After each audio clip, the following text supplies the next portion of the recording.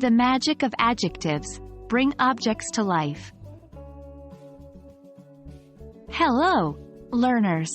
Today we're diving into an interesting aspect of English language learning, using adjectives to describe objects. By mastering this skill, you'll be able to give life to your descriptions, making them vibrant and engaging. Let's get started. Adjectives are words that describe or modify other words, making your language more detailed. They give more information about people, places, animals, things, or ideas. For example, the adjective red tells us more about the noun apple and the phrase a red apple. There are many types of adjectives, but today we'll focus on descriptive adjectives. These are common adjectives that can describe physical qualities, such as color, shape, size, or give subjective descriptions, such as feelings, taste, sound. For instance, in a sweet apple, sweet is a descriptive adjective. Now, let's look at how we can use adjectives to describe objects. When describing an object, it can be helpful to touch on these areas. 1. Color.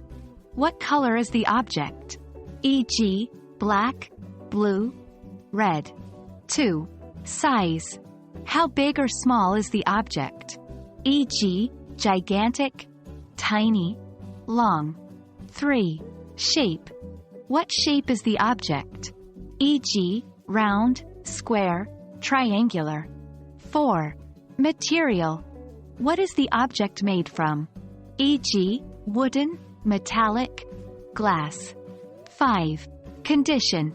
What is the condition of the object? E.g., old, broken, shiny. For example, let's describe a pen.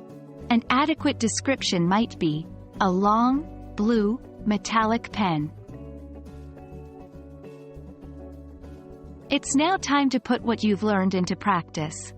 Try to describe these objects using at least 2 adjectives: a book, a tree, a car, a chair, and a house. Remember, the more vivid your description, the better. While using adjectives, avoid these common pitfalls. 1. Overuse.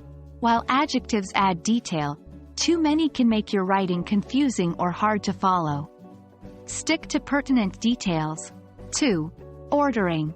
In English, there is a specific order in which adjectives should be placed before a noun. This order is opinion, size, physical quality, shape, age, color, origin, material, type, purpose. That's all for today's session on using adjectives to describe objects. I hope you found this useful, and remember, practice is key. So go ahead and describe the world around you using vibrant adjectives. Until next time, keep learning and growing. Happy learning!